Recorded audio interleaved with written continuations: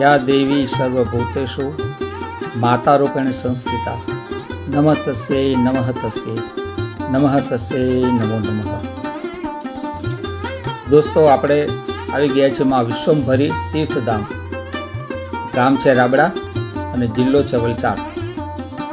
વલસાડથી 10 કિલોમીટરનું અંતર છે અને સુરતથી રાબડા 100 કિલોમીટર છે।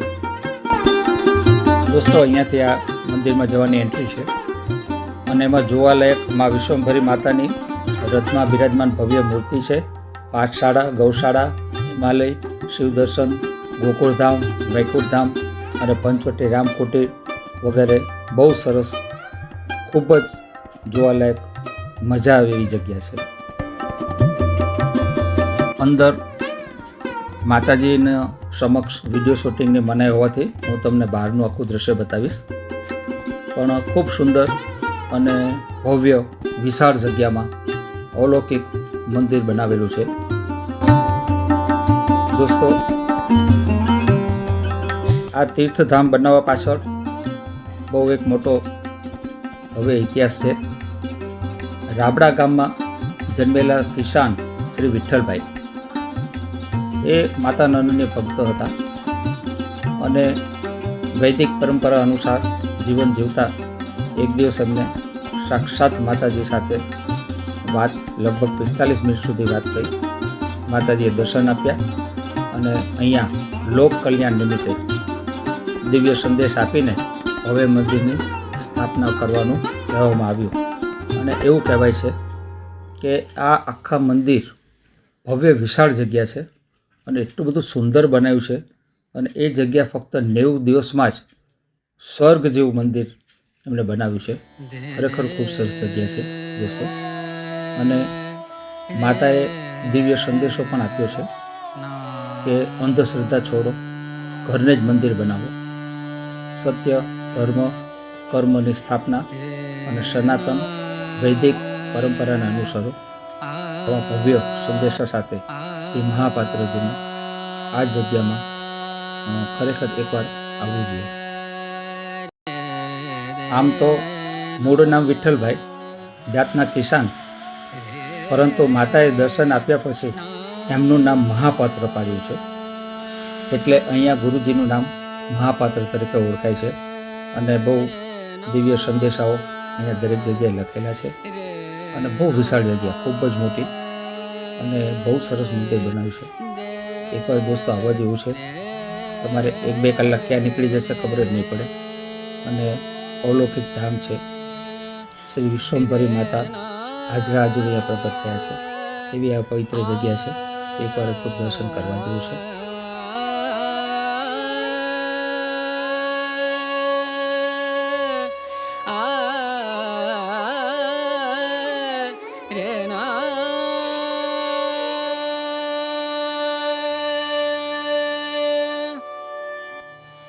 શ્રી કૃષ્ણ ભગવાને ગોકુળવાસીઓ માટે ગોવર્ધન પર્વત જે ઉઠાવ્યો હતો તેની લીલાનું અહીંયા વર્ણન કરવામાં આવ્યું છે।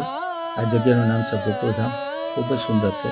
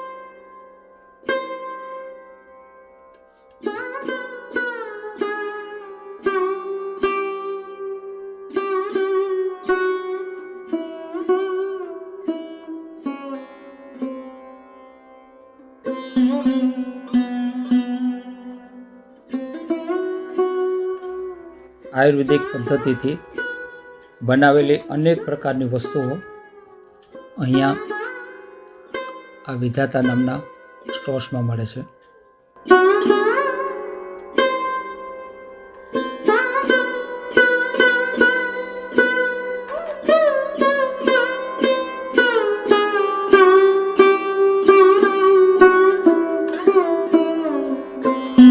આ મંદિરનો પાછળનો ભાગ છે અને અહીંયા મંદિરનું કાર્યાલય પણ આવેલું છે, જ્યાં તમે યુટ્યુબ પર એમની લિંક ફોલો કરીને રોજ માતાના ભવ્ય દર્શનનો લાભ લઈ શકો છો. આ છે વૈકુંઠ ધામ ગૌશાળા. દોસ્તો ખૂબ જ સરસ બનાવી છે. ગાયો માટે પંખાની પણ વ્યવસ્થા છે. મચ્છર કરડે નહીં તેના માટે કેમિકલનો પણ સ્પ્રે થાય છે અને ગીરની ગાયો રાખેલી છે. બહુ જ સુંદર. પણ એક મહત્ત્વની વાત એ છે કે આખી જગ્યામાં ચોખ્ખાઈ ખૂબ જ સરસ છે. ક્યાંય પણ તમને કચરો કે ગંદકી જોવા નહીં મળે.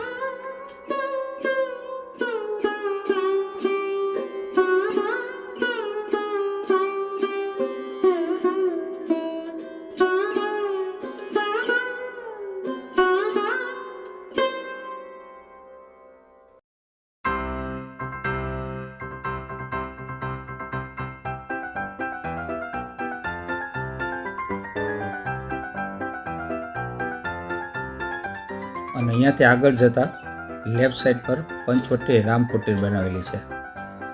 એટલે શ્રી રામ પ્રભુ લક્ષ્મણજી અને સીતા મૈયા સાથે વનમાં જે પંચકુટીમાં રહેતા હતા એનું ત્રાદૃશ્ય સ્વરૂપ બનાવેલું છે. ખૂબ જ સુંદર અને અવલૌકિક છે.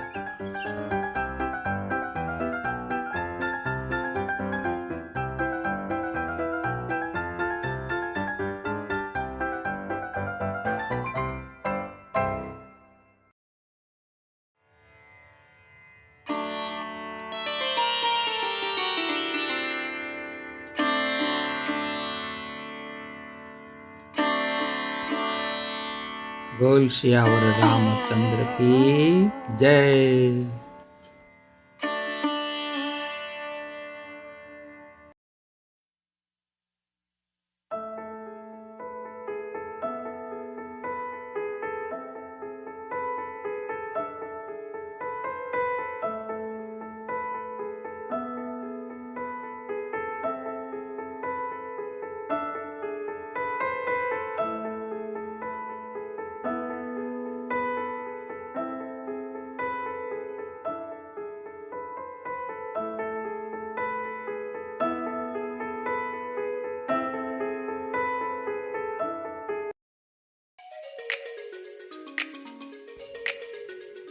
અને અહીંયા છે શિવ શક્તિ કેન્ટીન. જો આ પ્રમાણે છે. આ કેન્ટીનમાં તમને જમવાનું, નાસ્તો વગેરે પણ મળી રહેશે દોસ્તો. અને કેન્ટીનથી જરાક આગળ જતાં ઘણા બધા સ્ટોલ્સ છે, જ્યાં એક ટી સ્ટોલ પણ છે, એક નાસ્તાની દુકાન પણ છે, જેમાં ગાંઠિયા, સમોસા બધું મળે છે. અને તેની બાજુમાં આઈસ્ક્રીમ વગેરે મળે છે અને નાના છોકરાઓ માટે રમકડાને એવું બધું ઘણા બધા સ્ટોર્સ છે. ખૂબ જ વિશાળ અને સુંદર જગ્યા છે. અને અહીંયાના પોઝિટિવ વાતાવરણમાં શાંતિથી તમે કલાક બેસો ને તો મનમાં આનંદ આવશે.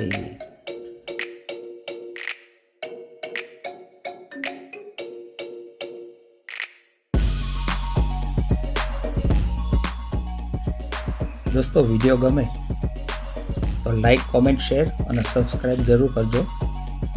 બોલો વિશ્વંભરી માત કી જય.